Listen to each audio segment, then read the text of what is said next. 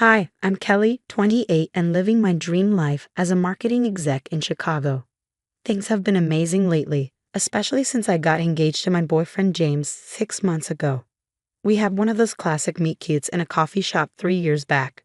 I accidentally spilled my latte on his shirt, yet he still asked for my number. We've been inseparable ever since. Now, we're knee-deep in wedding planning, and it's been a whirlwind. My family, my mom, dad, and younger sister Abby, have been nothing but supportive. When James proposed, they were ecstatic, especially Mom, who immediately started a wedding planning group chat that practically blows up my phone. "Honey, have you thought about your dress yet?" she asked during one of our weekly family dinners. "I haven't had time with work and all," I admitted. "Well, we need to get on that. I heard about this amazing boutique downtown," Abby chimed in. Meeting James's family was a little nerve-wracking. His mom, Linda, is the polished country club type. His dad, Robert, is nice, if a bit reserved, and his sister, Sarah, she's intense. "We're just thrilled to welcome you to the family, dear," Linda gushed when we first met. I remember thinking how lucky I was to be joining such a warm family. Dress shopping became an adventure. Mom, Abby, and I hit every bridal shop in Chicago. Then I saw it, a stunning off-shoulder lace gown that made me feel like a princess. "Oh, Kelly," Mom whispered, tearing up, "that's the one." The price tag was high, but I couldn't resist. It was perfect. Our tiny apartment didn't have the space to store it, though, so Linda offered to keep it at her place. "Don't be silly, dear," she insisted. "It'll be safe here." I agreed, grateful, though I didn't miss how she immediately took charge. 2 months before the wedding, I decided to stop by Linda's to see the dress. I was so excited to try it on again and maybe snap a few photos for my bridesmaids. "Linda, I'm here to see the dress."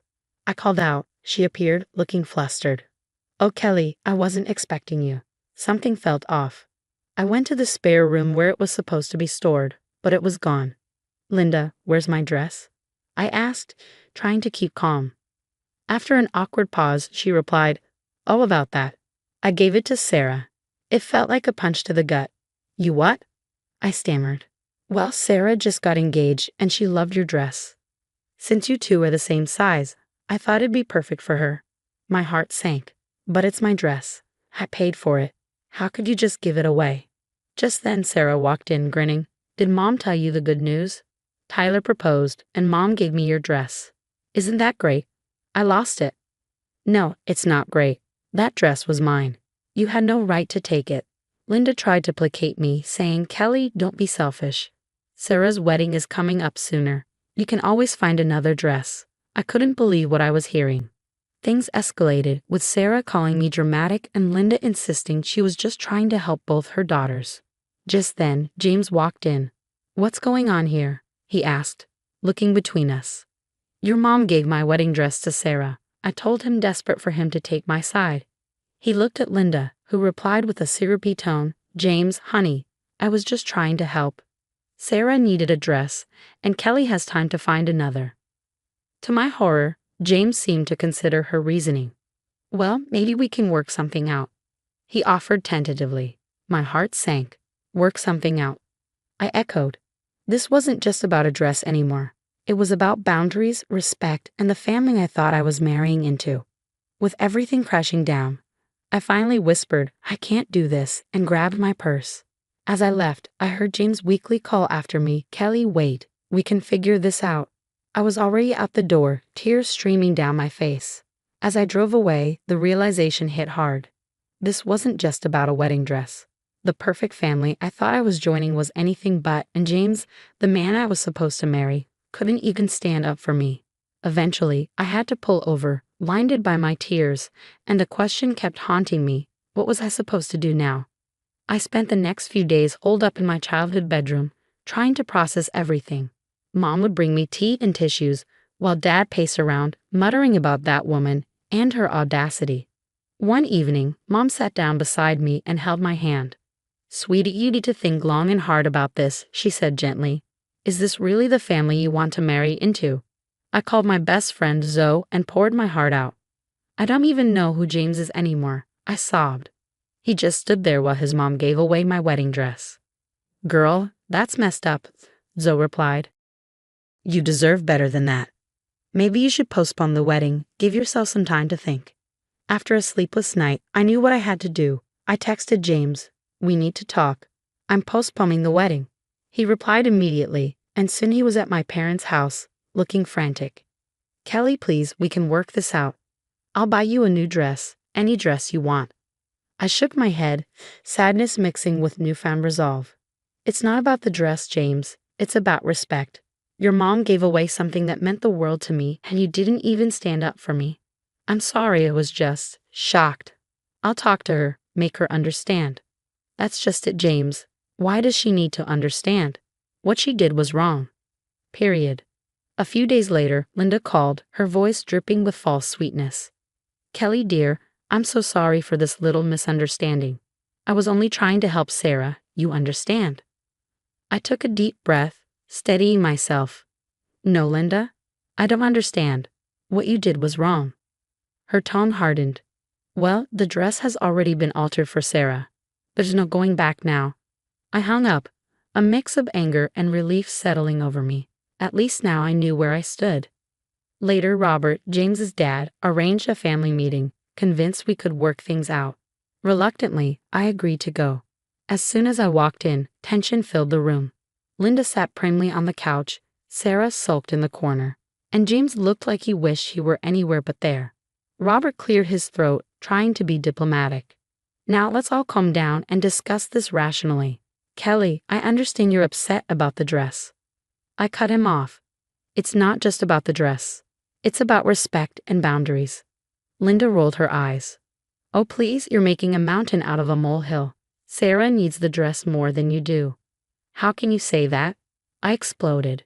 It was my dress. I paid for it. I chose it. It meant something to me. Sarah rolled her eyes. God, you're so selfish. It's just a stupid dress. I looked to James, searching for support, but he just looked away, mumbling, maybe we can find a compromise. That was the last straw. I stood up, my voice shaking. There is no compromise. I won't be attending any wedding without my original dress. And you know what? I'm starting to think there shouldn't be a wedding at all. Linda gasped, feigning shock. You throw away your relationship over a dress? How childish. I looked her straight in the eye. No, I'm walking away from a toxic situation where my feelings and my belongings aren't respected. James finally spoke up, a hint of desperation in his voice. Kelly, please don't do this. We love each other.